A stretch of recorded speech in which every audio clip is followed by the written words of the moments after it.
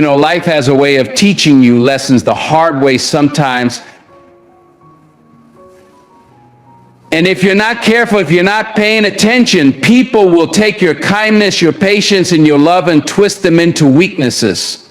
So today, let's talk about why people play you for a fool. 6 reasons. And as we walk through this, I want you to reflect, ask yourself, am I seeing these signs in my life? Because if you are, it's time to make some changes. 1, you give too much without requiring anything in return. Let's start with this. You've got a big heart. You give without thinking twice, pouring your energy, time, and resources into others. And at first glance, that's a wonderful thing.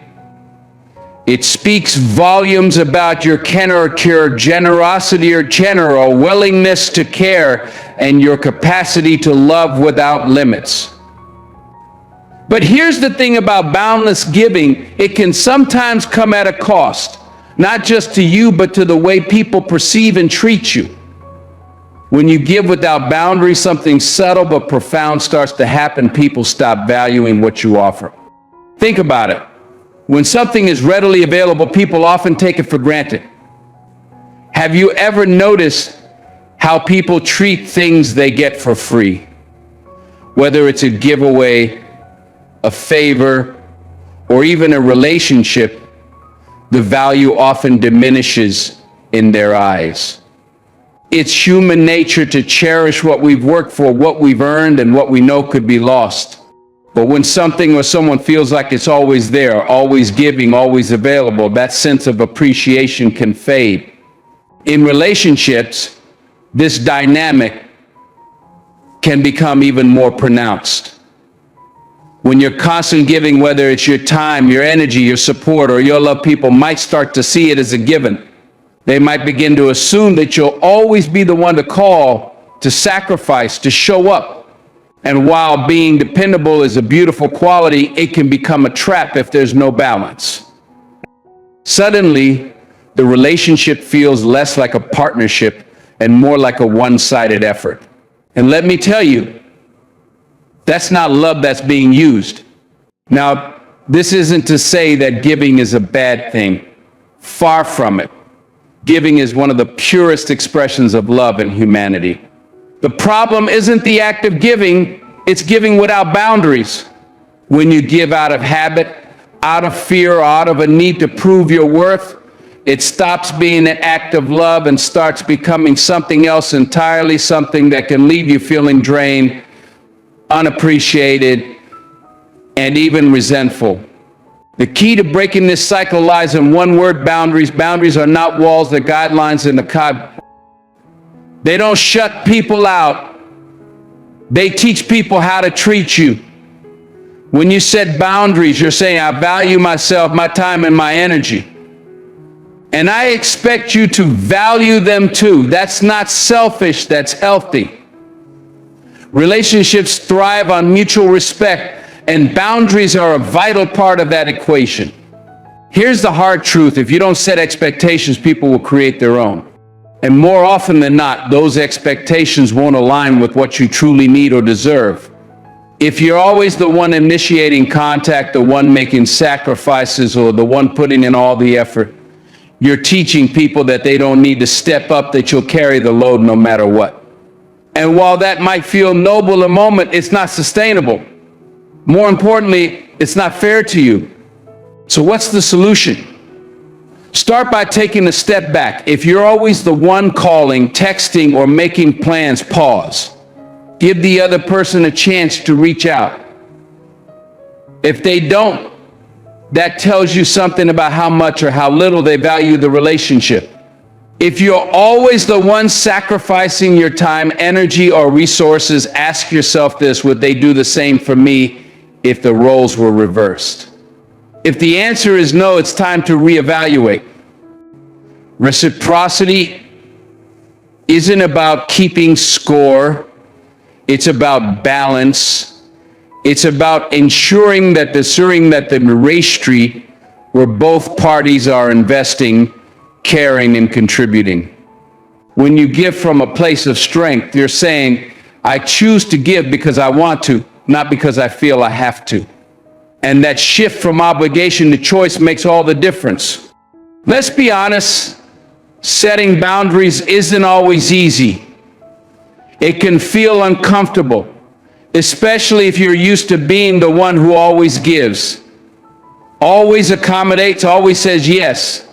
You might worry that setting limits will make you seem selfish or push people away. But here's the truth. The right people will respect your boundaries. The wrong people, they'll reveal themselves quickly, and that's a blessing in disguise.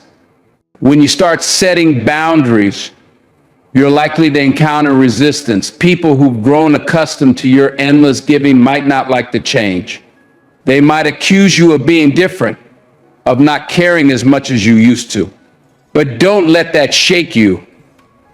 Standing up for yourself isn't a sign of weakness, it's a sign of self-respect. And self-respect is the foundation of every healthy relationship. It's also important to remember that boundaries don't just protect you, they protect the relationship. By setting clear expectations, you're creating a framework for mutual respect and understanding. You're saying, this is what I need to feel valued, and I want to know what you need too. That kind of honesty and transparency is what builds lasting connections. When you stop giving without limits and start expecting reciprocity, at first it might feel strange. You might worry about the relationships that don't survive the shift. But over time, you'll notice something remarkable. The relationships that remain will be stronger, healthier, and more fulfilling. You'll be surrounded by people who value you not just for what you give, but for who you are. And perhaps most importantly, you'll begin to value yourself in a whole new way. You'll realize that your time, your energy, and your love are precious. That they're not infinite resources to be given away carelessly, but treasures to be shared with those who truly appreciate them. So the next time you find yourself giving without boundaries, take a moment to pause. Ask yourself, am I giving from a place of strength or desperation? Am I being valued, or am I being taken for granted? And if the answer isn't what you'd hoped for, don't be afraid to make a change. Because the truth is, you deserve to be in relationships where you're not just giving, but also receiving, growing, and thriving. 2, you ignore the red flags. How do we meet that from? What you mean, how do we meet? How do we meet from? I saw myself on Instagram and she got me. I didn't respond to him. He wasn't my type. Now, let me tell you something real. Red flags don't go away just because you pretend not to see them. They're warnings, plain and simple. They're the universe giving you a heads up, a whisper in your gut that says something isn't right here. You know that feeling when something just feels off, even if you can't quite explain why. That's your intuition talking. But too often we ignore it. We brush it aside because we want to believe the best in people. We want to give them the benefit of the doubt, to think maybe we're overreacting or misinterpreting their actions. So we say things like, maybe they didn't mean it like that, or they'll change if I just give them time. But here's the truth. How many times have you regretted ignoring those signs? Be honest with yourself. How many times have you looked back and thought, I should have seen it coming? Red flags are there for a reason. They're not just random feelings or thoughts. They're signals. They're the little truths people reveal about themselves. The cracks in the facade that show you who they really are. And believe me, when someone shows you who they are, it's up to you to believe them, not the version you wish they were, not the potential you hope they'll reach, but who they are in the here and now. Think about it. If someone consistently disrespects your time, ignores your boundaries, or dismisses your feelings, they're not being careless. They're being deliberate. They're telling you in their actions exactly how they see you. And that's not something you should ever ignore. But the problem is, too many of us do. We make excuses for them. We convince ourselves that it's no big deal. They didn't mean it, we tell ourselves. They're just having a bad day. or worse, I can fix this. But here's the hard truth. It's not your job to fix anyone. It's not your responsibility to overlook red flags in the hopes that someone will magically change. People only change when they want to. And even then, it's a long, hard process that you can't control. So why put yourself through the pain of waiting and hoping for someone to become the version of themselves you wish they were? The answer lies in listening to your inner voice. You know the one I'm talking about. That quiet, persistent voice that nudges you when something doesn't feel right. That voice is there for a reason. It's not paranoia. It's protection. It's your intuition to keep you safe from harm, from heartache, from situations that could break you down instead of building you up. But too often we silence that voice. We drown it out with excuses, with hope, with our own desire to see things differently than they are. Respecting that inner voice is one of the most important things you can do for yourself. It's a form of self-respect, of honoring your own feelings and experiences. And let me tell you, when you start listening to it, life gets a whole lot clearer. You start to see people for who they are, not who they pretend to be. You start to value your own time and energy instead of wasting it on people who don't deserve it. You start to protect your peace instead of letting others disrupt it. But here's the thing, listening to your intuition doesn't mean you have to be confrontational. It doesn't mean you have to call people out on every little thing or create drama where there doesn't need to be any. Sometimes as simple as stepping back, observing, and making a quiet decision to distance yourself. Sometimes the best way to respect your intuition is to let go without fanfare or explanation of the people and situations that don't feel right. And let's be real, it's not always easy. Walking away can be one of the hardest things to do, especially when your heart is involved. But staying in a situation that doesn't serve you, that's even harder in the long run. The pain of ignoring your intuition, of staying in a relationship or situation where the red flags are screaming at you will always outweigh the temporary discomfort of walking away. So what does this look like in practice? It means paying attention to the patterns, not just the isolated incidents. If someone disrespects you once, that's one thing. But if they do it repeatedly, that's a pattern. And patterns are where the truth lies. It means trusting your gut, even when your heart wants to tell you otherwise. It means being brave enough to say, this isn't good for me, and strong enough to walk away when you need to. Let me leave you with this. Red flags aren't there to ruin your life. They're there to save it. They're there to help you avoid unnecessary pain, to protect your energy and your peace, to guide you toward relationships and situations that are healthy, balanced, and fulfilling. But they can only do their job if you let them. If you see the red flags and choose to ignore them, that's a choice. And it's a choice that comes with consequences. So the next time your intuition tells you something's off, listen. Don't second guess it. Don't brush it aside. Trust it. Because the truth is, your intuition is one of the most powerful tools you have. It's there to guide you, to protect you, and to lead you toward the life and relationships you deserve. Respect it. And you'll save yourself a whole lot of heartache. 3, you're too forgiving. Let's talk about forgiveness. It's a beautiful thing. Forgiveness has this incredible way of setting you free from the chains of bitterness, resentment, and pain.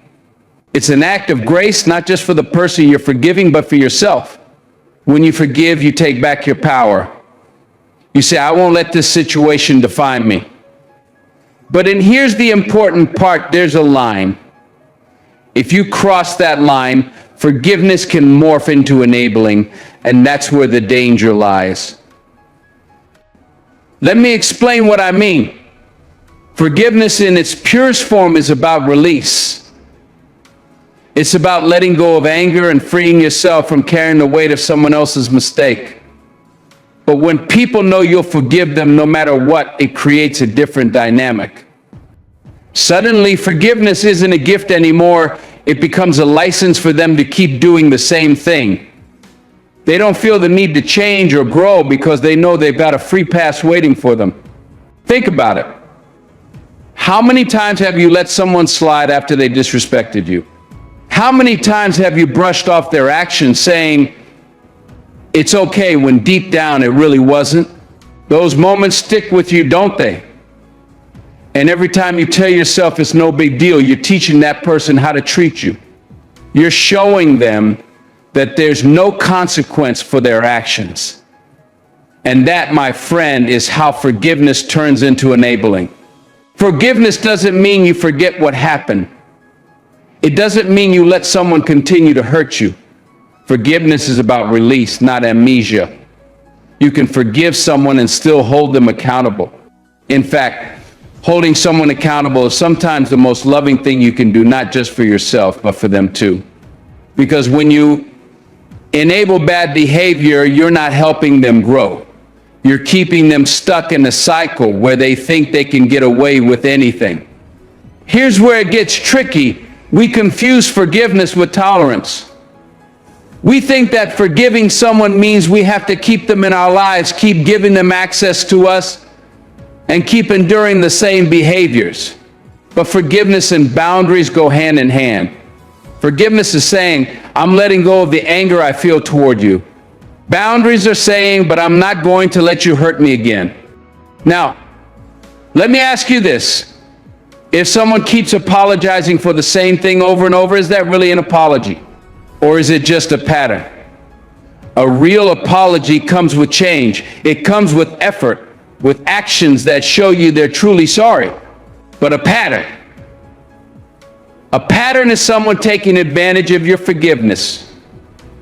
A pattern is someone knowing they can mess up again and again because you'll always take them back.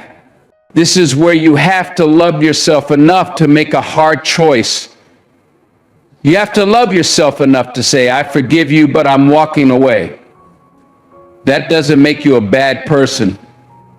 It doesn't mean you're holding a grudge. It means you respect yourself enough to demand better. It means you understand that forgiveness doesn't require you to stay in a toxic situation. And let me tell you, walking away doesn't mean you didn't forgive them. People will try to twist that on you. They'll say, if you really forgave me, you'd let this go. Don't fall for it. Walking away doesn't mean you're holding on to anger. It means you're holding on to your peace. It means you've decided that your well-being is more important than maintaining a relationship that keeps hurting you.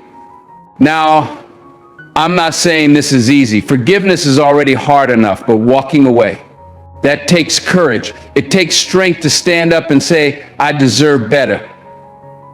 It's not about punishing the other person. It's about protecting yourself. It's about recognizing that some people won't change no matter how many chances you give them. And that's not on you, that's on them. Here's another thing to remember. Forgiveness is for you, not for them. When you forgive, you're not excusing what they did.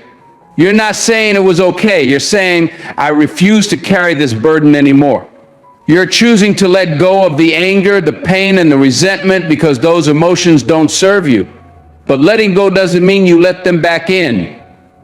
You can release the bitterness and still build a wall that says you can't hurt me again. One of the most powerful things you can do is set expectations for how you want to be treated. Reciprocity isn't selfish, it's necessary. If someone isn't willing to meet you halfway, if they keep taking without giving anything in return, you have every right to step back. Forgiveness doesn't mean you become a doormat. It means you rise above the situation, but you don't let yourself get dragged back into it. Think about the people who truly love and respect you. They don't just apologize when they mess up, they make an effort to do better. They listen to your feelings, they respect your boundaries, and they show you through their actions that they care. That's the standard you should hold for everyone in your life. Forgiveness doesn't mean lowering that standard. It means giving people the opportunity to meet it and walking away when they don't. Forgiveness is a gift, but it's not one you give blindly. It's something you offer to people who value it, who respect it, and who work to show they deserve it. When you give forgiveness to someone who keeps hurting you, you're not helping them, you're enabling them. And enabling someone only leads to more pain for both of you. So let me leave you with this. Forgive because it frees you. Forgive because it allows you to let go of the anger that weighs you down. But don't confuse forgiveness with tolerance. Don't let your good heart keep you in a bad situation. Love yourself enough to forgive and walk away when you need to. Because forgiveness is about your peace, your healing, and your growth, and that's something worth protecting. 4, you don't speak up. Now, this one's crucial. Silence can be a dangerous thing. It's easy to let things slide in the name of keeping the peace, especially when you don't want to create tension or seem overly sensitive. But when someone crosses a line and you don't call it out, what you're really doing is teaching them that it's okay. You're sending an unspoken message that their actions, their words, or their behavior are acceptable. Over time, those little moments of disrespect pile up, growing into something much bigger than you ever anticipated. Before you know it, you're being treated in ways you never imagined you'd allow. Let me tell you something, speaking up isn't about starting a fight or being confrontational. It's about communication, plain and simple. It's about letting people know who you are, what you stand for, and what you won't tolerate.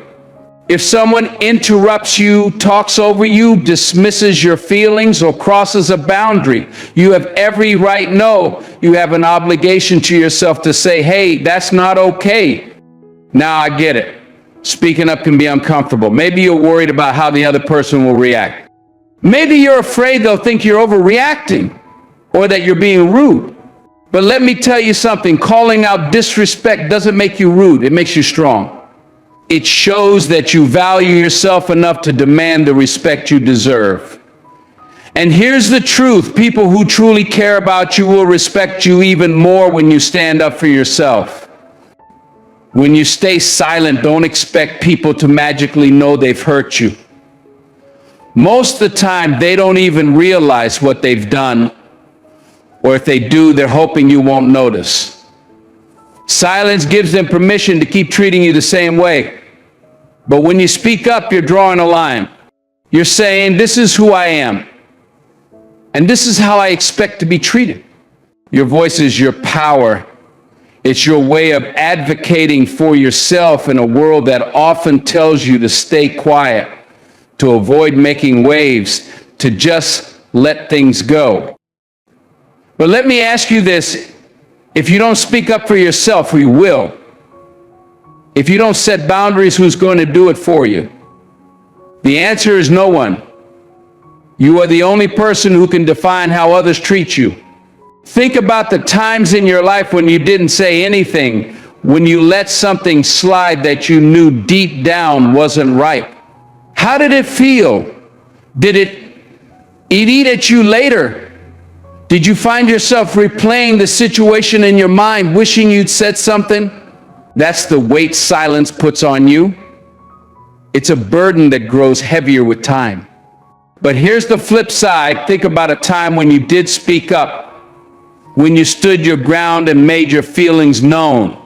Sure, it might have been uncomfortable in the moment, but afterward, that's when you feel the weight lift. That's when you feel your power. Speaking up is liberating.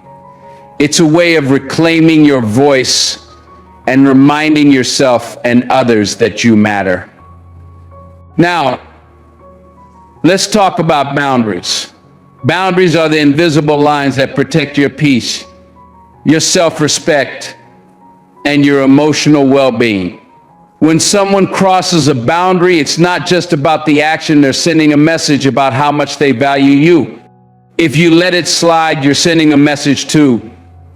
You're saying this is okay. But when you speak up, you're saying I value myself too much to let this go unchecked. Speaking up doesn't have to be dramatic. It doesn't have to be loud or confrontational.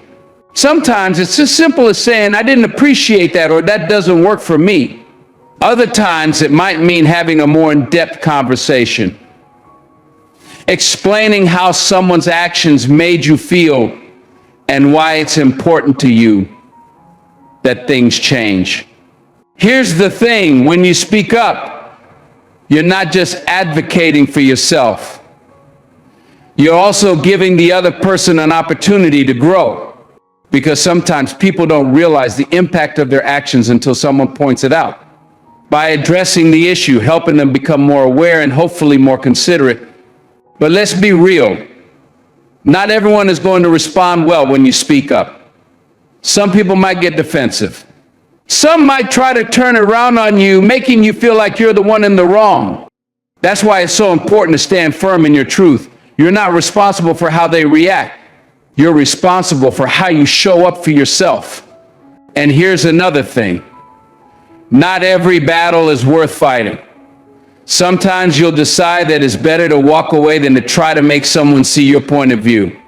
That's okay. Speaking up doesn't mean you have to engage in every situation. It means you choose the battles that matter most to you, the ones that protect your peace and honor your self-worth. The world will try to tell you to shrink yourself, to stay quiet, to avoid making waves, but you weren't put here to be silent. You were put here to live fully, to express yourself, to demand the respect you deserve. Your voice is your power. It's your way of saying, I matter, my feelings matter, my boundaries matter. And here's the truth. The more you use your voice, the stronger it becomes. The first time you speak up, it might feel shaky. Your heart might race and your words might not come out perfectly. That's okay. The important thing is that you do it. Because every time you stand up for yourself, you're teaching yourself that you're worth it. So don't be afraid to speak up. Don't let fear or discomfort keep you silent. Use your voice to set the standard for how you want to be treated. Because when you speak up, you're not just advocating for yourself, you're setting an example for others.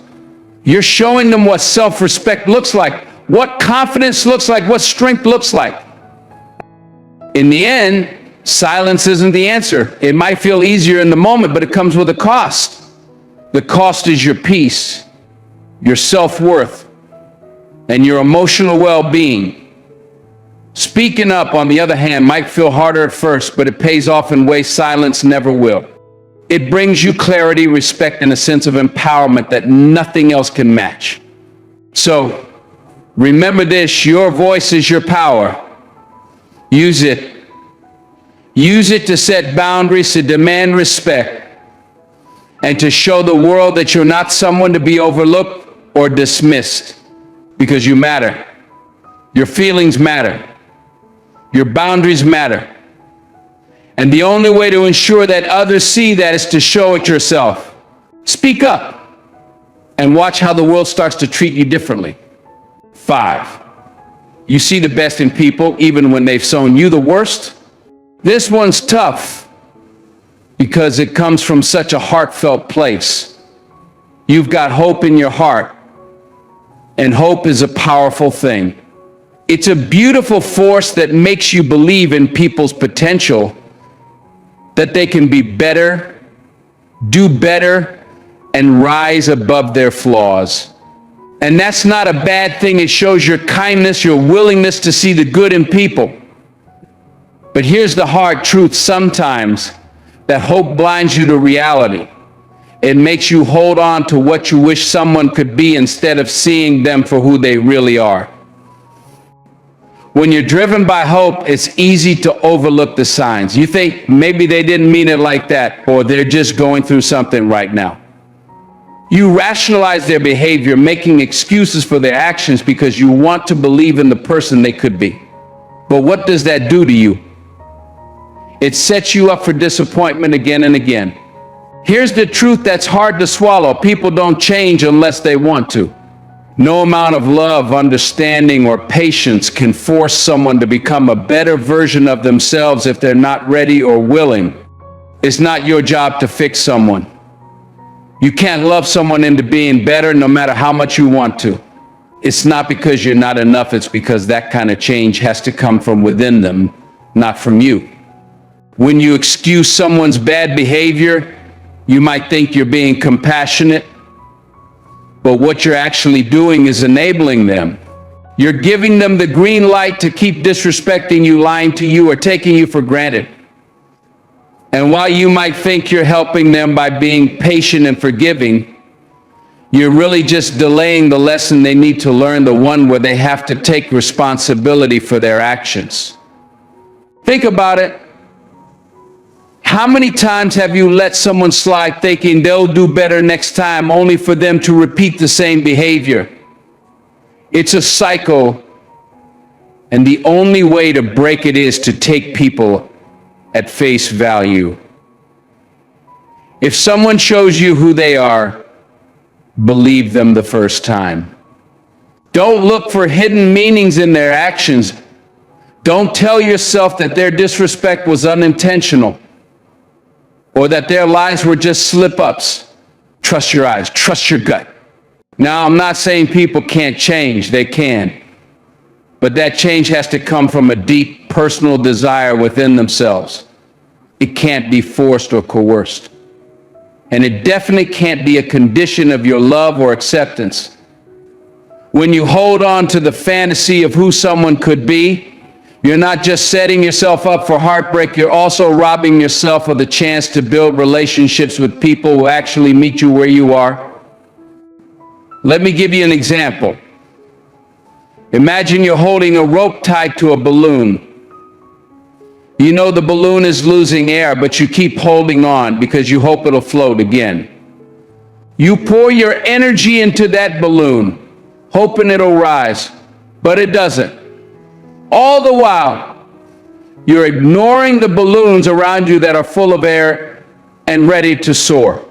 That's what happens when you cling to the idea of who someone could be instead of letting go and making room for people who actually show up for you.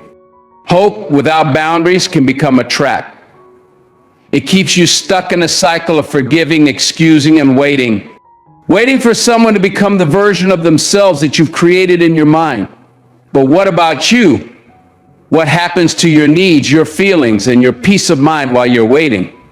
Here's the thing. Letting go of the fantasy doesn't mean you're giving up on someone. It means you're choosing to accept reality. It means you're choosing to prioritize yourself and your well-being. Because the truth is, the person you're hoping for may never show up. And that's not your fault. It's not a reflection of your worth. It's simply a reflection of where they are in their journey. Sometimes letting go is the most loving thing you can do, not just for yourself, but for them. When you stop enabling someone's bad behavior, you force them to face the consequences of their actions. You give them the opportunity to grow, to take responsibility, and to decide whether or not they want to change. But here's the key. Their growth is not your responsibility. It's not your job to carry the weight of their potential. Your job is to honor yourself, to trust your instincts, and to surround yourself with people who respect you, value you, and meet you halfway. Think about the times you've ignored your gut feeling about someone, only to regret it later. How often have you looked back and thought, I should have seen it coming? I know, how do we meet that from? What you mean, how you? How do we meet from? I saw myself on Instagram when she got me. And I didn't respond to him. He wasn't my type. He wasn't my type. But Coach KD, where's the proof? That inner voice is there for a reason. It's your guide, your protector. Trust it. When someone shows you disrespect, listen to that voice. When someone lies to you, don't convince yourself it's a one-time thing if it keeps happening. Let go of the fantasy. Let go of the idea that you can fix someone or love them into changing. Focus on what's real. Focus on how someone treats you in the here and now, not on who they might become in the future. And remember, Letting go doesn't mean you're bitter or angry. It doesn't mean you're giving up hope. It means you're redirecting that hope toward yourself, toward your own growth, your own peace, and your own happiness. When you let go of the fantasy, you make room for something real. You make room for people who show up for you, who respect you, and who don't need you to fix them because they've done the work themselves. Those are the people who deserve your energy, your time, and your heart. So trust your eyes, trust your gut, and let go of the idea that it's your job to save anyone. Save yourself instead. 6, you're afraid of being alone. This one might hit close to home for some of you because it's a truth we don't always want to face. Sometimes we stay in relationships that hurt us, in spaces that drain us, simply because we're scared of what life looks like without them. The thought of being alone feels heavier than the weight of what we're carrying. We convince ourselves that bad company is better than no company at all. But let me tell you something real. Loneliness isn't the enemy. Settling is. When you settle for less than you deserve, you're not just compromising your happiness, you're teaching yourself to accept the bare minimum. You're telling yourself that it's okay to live half a life, to be half loved, and to feel half fulfilled. But that's not what you're here for. You were put on this earth to play small, to settle for scraps, or to let fear dictate your worth. Here's the thing, when you hold on to people who don't deserve you, you block your blessings. Imagine a door, if you're standing in front of it, refusing to let go of what's behind you, you're missing everything that's waiting on the other side. You're shutting out better opportunities, healthier relationships, and the kind of happiness that comes when you finally choose yourself. Being alone doesn't mean you're unloved or unworthy. It doesn't mean you're failing. It means you're strong enough to say, I deserve more than this. It means you're brave enough to face the silence, to sit with your thoughts, and to heal. Choosing to be alone isn't about giving up, it's about leveling up. It's about creating space for the love and respect that's meant for you. Ask yourself this, are you holding on out of love or out of fear? Love is powerful, yes, but fear? Fear is sneaky. Fear will make you think that being with someone, anyone, is better than standing on your own 2 feet. But fear is a liar. It whispers in your ear, telling you that you can't do better, that you're not strong enough to be alone, that this is as good as it gets. Don't believe it? Life is too short to spend it with people who don't value you. Too short to pour your energy into someone who only takes and never gives back. Too short to let fear keep you in a cycle of hurt and disappointment. Every moment you spend settling is a moment you're stealing from your future self, the self who deserves peace, joy, and love that doesn't come with conditions. Choosing yourself isn't selfish, it's necessary. It's about setting the standard for how others should treat you. When you decide that you're worth more, the people who come into your life will know they have to rise to that level. You're not asking for too much, you're asking for what's right. Letting go is hard, no doubt about it. It's uncomfortable. It's lonely at first. But that loneliness, that's where the magic happens. That's where you rediscover your strength, your passions, and your purpose. That's where you heal the wounds you've been carrying and start to see yourself clearly again. So stop holding on to people who don't see your value. Stop settling for half-hearted love and one-sided relationships. Choose yourself, not out of arrogance, but out of self-respect. Because the moment you decide you're worth it, the world will start to reflect that back to you. Loneliness isn't your enemy. Settling is. Let go of the fear and make room for the life and love you truly deserve. Now, let's bring it all together. The truth is, being played for a fool doesn't make you one. It means you've got a good heart. It means you care. But caring doesn't mean letting people walk all over you. Kindness isn't weakness. It's strength. And the strongest thing you can do is set boundaries back and walk away from anything that doesn't honor your worth. So what do you do now? First, reflect. Look at the relationships in your life. Are there people who drain you, who disrespect you, who take without giving? If so, it's time to make some changes. Speak up, set limits, and if they don't respect them, let them go. Because at the end of the day, your peace, your dignity, your happiness, they're worth more than any relationship. You're not a fool.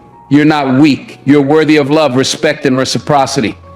So stand tall, speak your truth, and never settle for less than you deserve. Stay away from women like this.